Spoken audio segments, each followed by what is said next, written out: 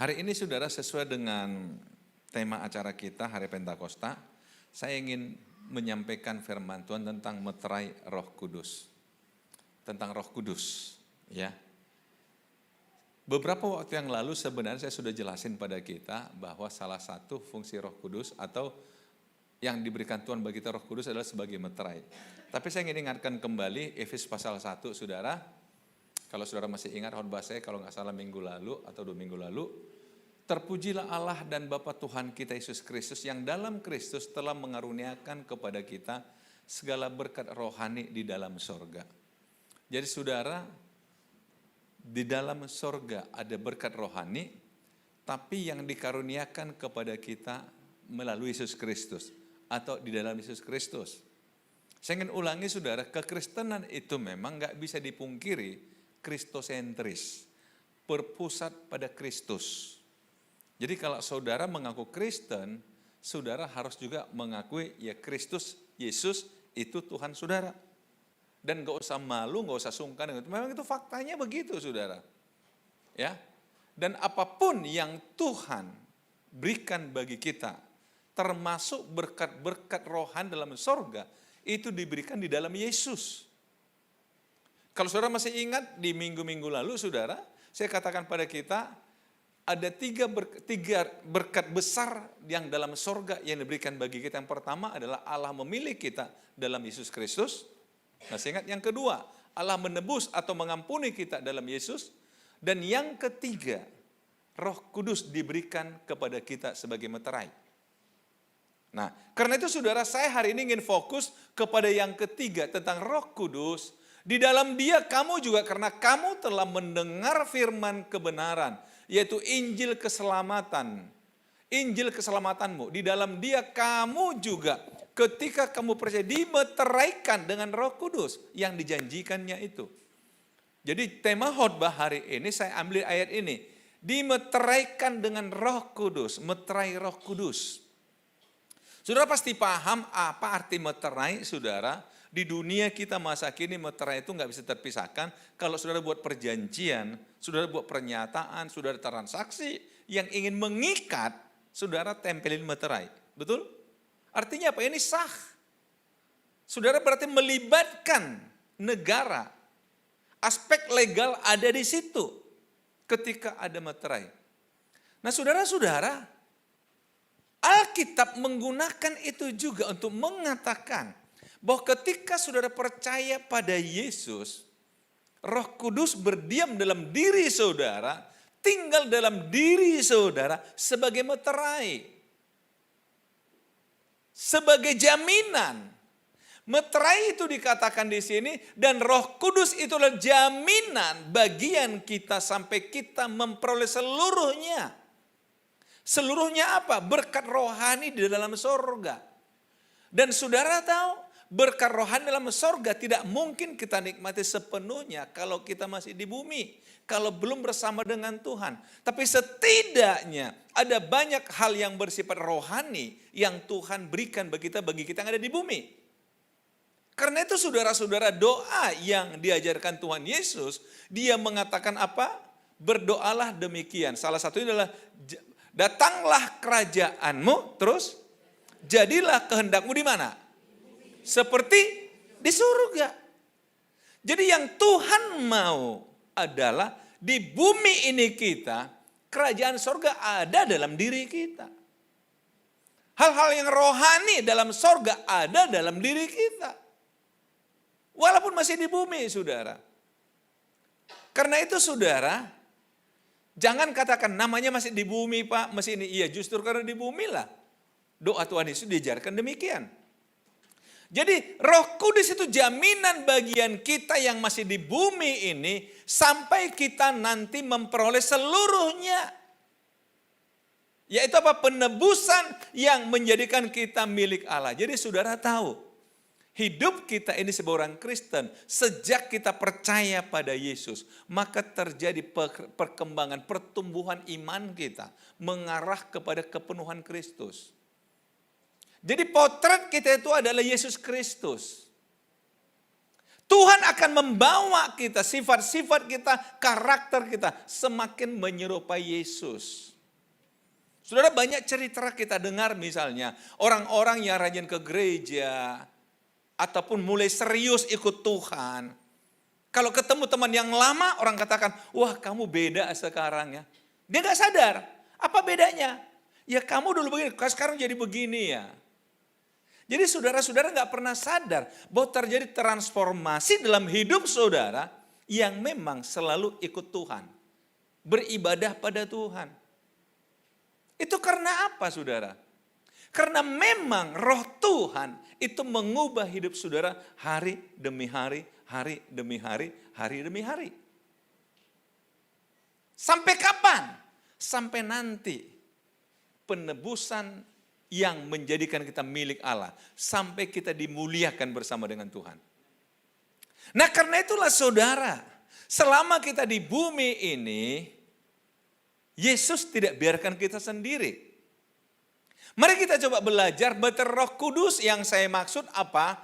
Dalam Yohanes 16 ayat 7 dikatakan, namun benar yang kukatakan ini kepadamu adalah lebih berguna bagi kamu jika aku pergi. Sebab jikalau aku tidak pergi, penghibur itu tidak akan datang kepadamu. Tetapi jikalau aku pergi, aku akan mengutus dia kepadamu.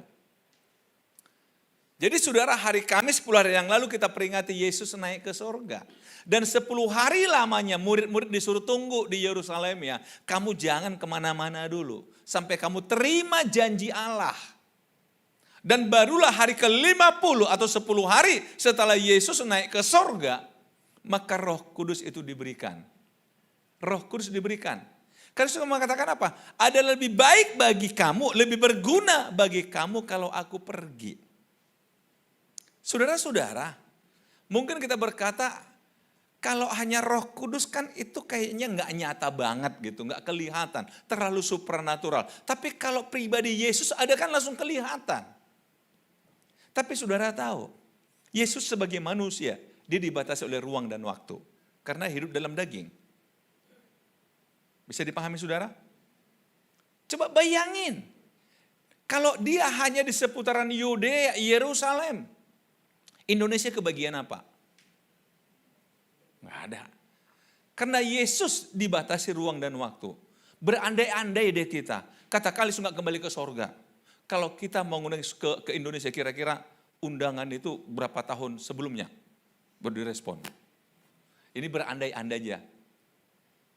Saudara, kenapa saya coba pakai itu? Karena ini mental murid-murid pada waktu itu kan seperti itu. Maukah engkau mendirikan kerajaanmu di bumi? Masih ingat 10 hari yang lalu saya katakan. Maukah engkau tetap di bumi ini, dirikan kerajaanmu supaya engkau enggak kemana-mana? Kan kira-kira begitu. Tapi Yesus katakan apa? Enggak, lebih baik aku pergi. Supaya roh itu diberikan Bapa kepada kamu. Dan akan diam di dalam kamu. Jadi Roh Kudus itu adalah penghibur. Penghibur itu tidak akan datang kepadamu. Tapi jika aku pergi, aku akan mengutus daripada. Yang pertama, meterai Roh Kudus adalah Roh Kudus itu penghibur bagi kita. Saudara gak bisa dipungkirin. Setiap kita pernah susah. Setiap kita pernah sedih. Berbagai penyebab buat kita sedih. Bahkan kadang-kadang saudara bisa terjadi. Ketika saudara duduk diam, tiba-tiba saudara merasa sedih sekali. Saudara berpikir, ada apa ini? Ada apa? Kok aku jadi sedih ya? Ada yang kata, oh itu firasat. Nah coba lihat. Betul? Langsung firasat. Pasti ada yang mau terjadi. Enggak saudara. Jangan semua kena firasat. Saudara-saudara, simpel aja begini. Simpel begini saudara. Saya berapa kali katakan pada kita. Kita kan dalam hidup ini punya banyak pengalaman di masa lalu. Persoalannya adalah memori kita cenderung menyimpan masalah-masalah kepahitan di masa lalu. Masalah-masalah yang menyedihkan di masa lalu. Saya ingin tanya saudara, jujur jawab saya. Dalam perjalanan hidup saya lebih banyak pahitnya atau enaknya? Banyak orang katakan pahit. Iya. Yang pahit yang Anda koleksi. Yang senang-senangnya Anda lupakan. Betul kan? Nggak percaya, mari kita uji. Saudara punya teman akrab, bestie. Teman dekat. Wah, nggak terhitung puluhan kali saudara saling tolong menolong dengan dia. Tapi satu ketika dia menyakitimu. Hilang itu puluhan kali, betul? Hilang saudara. Yang melekat di perasaan apa? Nggak kuduga kau sejahat itu. Kau pengkhianat. Nah coba. Kemana puluhan kali kebaikan dia? Nah itu hati kita ternyata lebih suka mengkoleksi kepahitan daripada kemanisan. Saudara-saudara, itu hidup. Jadi artinya begini saudara, coba bayangin. Kalau saudara punya pengalaman pahit di masa lalu dan itu terpendam dalam, atau orang katanya jadi trauma dalam hidup saudara, ketika saudara diam, memori masa lalu itu ternyata bangkit ke permukaan. Tiba-tiba saudara mulai sedih. Padahal itu masa lalu. Masa lalu. Atau ketika tiba-tiba saudara dengar berita tentang dia, diberkati Tuhan lagi. Yang pernah menyakitimu. Apa yang terjadi saudara?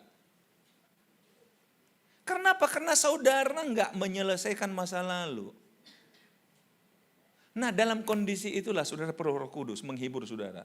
Artinya apa? Menetralkan masa lalumu. Saya suka saudara caranya Yusuf menyelesaikan masa lalunya sehingga itu tidak mengganggu dia adalah, lihat, kita coba lihat Yusuf ya. Yusuf itu dari masa remaja udah disakiti oleh abang-abangnya. Disayang ayahnya, tapi dibenci abang-abangnya. Akibatnya apa? Abang-abangnya masukkan dia ke sumur supaya mati di situ. Tapi akhirnya Yehuda berbelas kasihan, udah kita angkat, kita jual aja ke Mesir. Dijual ke Mesir. Dan ayahnya dibohongin, bajunya lumur-rendarkan. Ini anak kesayanganmu, lihat dimakan binatang buas. Yakub sudah merasa Yusuf hilang. Sudah nggak ada lagi. Kisah hidupnya selesai. Tapi abang-abangnya menutup rapat-rapat kisah itu saudara. Yusuf dijual ke Mesir. Sampailah di rumah pengawal raja namanya Potifar.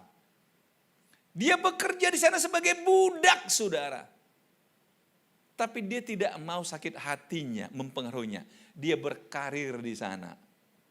Dan jadi orang top di rumah Potifar. Betul? Difitnah lagi. Masuk lagi penjara. Tersakiti lagi. Tersakiti. Kemudian di penjara diberkarir lagi. Sampai pada puncaknya lagi. Sampai kepala penjara mempercayakan tawanan dalam tangan Yusuf. Sampai akhirnya seorang pegawai yang masuk penjara itu ketika bermimpi, dua orang sebenarnya. Kemudian terjemahkannya, arti mimpinya. Yusuf cuma katakan, ingat aku ya kalau kau sudah kembali jabatanmu. Dilupain. Sakit lagi kan? Tetapi saudara, cara Tuhan unik. Akhirnya raja yang bermimpi saudara. Baru ingat, ada di penjara orang penafsir mimpi. Dibawa, saudara, gak pernah kejadian dimanapun. Yusuf itu orang asing. Tapi Tuhan sengaja memakai raja untuk mengatakan, Yusuf hanya kau yang bisa selesaikan masalah ini. Dan di sana dia berhasil, betul? Berhasil. Singkat cerita saudara, ketika abang-abangnya hanya dibawa pindah ke Mesir. Ayah mereka sudah meninggal, abang-abangnya merasa, waduh ini kesempatan kita menerima akibat hukuman dari kesalahan masa lalu. Dan mereka datang pada Yusuf menyembah Yusuf. Kami siap menjadi budakmu. Apa kata Yusuf? Enggak. Memang kamu sih merancang yang jahat. Tapi Tuhan menjadikannya untuk sebuah kebaikan. Saya pengen tanya saudara. Berani enggak saudara berkata pada orang berbuat jahat padamu. Kamu baik ya. Kamu sedang berbuat kebaikan untuk aku. Bisa? Bisa saudara? Tapi itu yang buat Yusuf itu tetap maju. Tetap berkarir. Kenapa? Dia tidak mau mengotori hatinya dengan hal-hal yang jahat. Saudara-saudara, saya ingin kembali mengatakan, Roh Kudus itu akan menetralkan. Makanya Yesus mengatakan begini, kalau kamu bersalah kepada aku minta ampuni kamu. Tapi kalau orang bersalah pada kamu, kamu nggak ampuni. Karena itu dua Bapa kami juga dikatakan, ampunilah kami seperti kami juga mengampuni. Fair dong jadi orang. Kalau saudara bersalah minta ampun, orang bersalah nanti dulu. Saudara-saudara, tapi Roh Kudus akan menghibur engkau. Apapun penyebab engkau berduka, saudara, bersedih, engkau punya Roh Kudus menghiburmu. Menghiburmu. Menghiburmu. Itu sebabnya saudara, dalam kedukaan, sering bahasa kita apa? Kiranya Roh Kudus menghibur dan menolong. Karena memang kita paham, Roh Kudus penghibur. Yang kedua saudara, dan kalau ia datang, ia akan menginsafkan dunia akan dosa, kebenaran dan penghakiman. Menginsafkan, menyadarkan dunia, menyadarkan manusia di dunia akan dosa. Artinya begini saudara, salah satu bukti Roh Kudus hadir dalam diri kita adalah kalau kita berbuat salah, langsung ada penyesalan, rasa bersalah. Betul? Itu kenapa Roh Kudus bicara, tadi kamu salah loh. Tadi kamu ngomong itu enggak tepat begitu itu.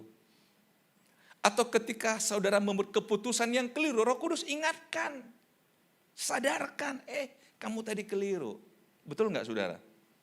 Cuma bedanya ada orang begitu Roh Kudus bicara dia merespon, tapi ada juga orang enggak peduli. Itu persoalannya. Dan kemudian Roh Kudus juga menyadarkan kita akan kebenaran. Artinya apa? Satu sisi ada dosa, satu sisi ada kebenaran. Ini loh yang benar, bukan ini. Bukan itu, tapi ini. Nah inilah saudara yang membuat hidup kita semakin hari semakin berubah saudara. Kenapa kita tidak hanya disadarkan dosa, tapi juga kebenaran. Artinya apa? Diberikan solusi bagi kita. Makanya manusia itu selalu ada pada pilihan. Memilih yang salah atau yang benar. Dan kemudian dikaitkan lagi dosa, kebenaran, penghakiman. Sebuah akibat. Kalau kamu ikut dosa ini akibatnya ini loh. Tapi kalau kamu kebenaran akibatnya ini. Penghakimannya ini. Itu Roh Kudus bicara jelas dalam hati kita saudara. Dalam pikiran kita. Itulah Roh Kudus. Karena itu saudara tolong aktifkan Roh Kudus. Biar Roh Kudus aktif dalam diri saudara. Karena itu Paulus kata, teruslah kamu penuh Roh Kudus. Berdoa dalam Roh Kudus. Biar Roh Kudus kendalikan hidupmu.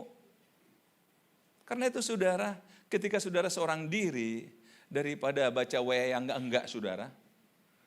Iya kan, kadang-kadang kita udah tahu WA itu menyakitin tapi enggak dihapus-hapus saudara. Dibaca-baca terus baca lagi. Udah tahu tuh nyakitin. Saudara, ada seseorang saya kenal. Dia paling benci pada seseorang. Tapi selalu baca Facebooknya orang yang dia benci.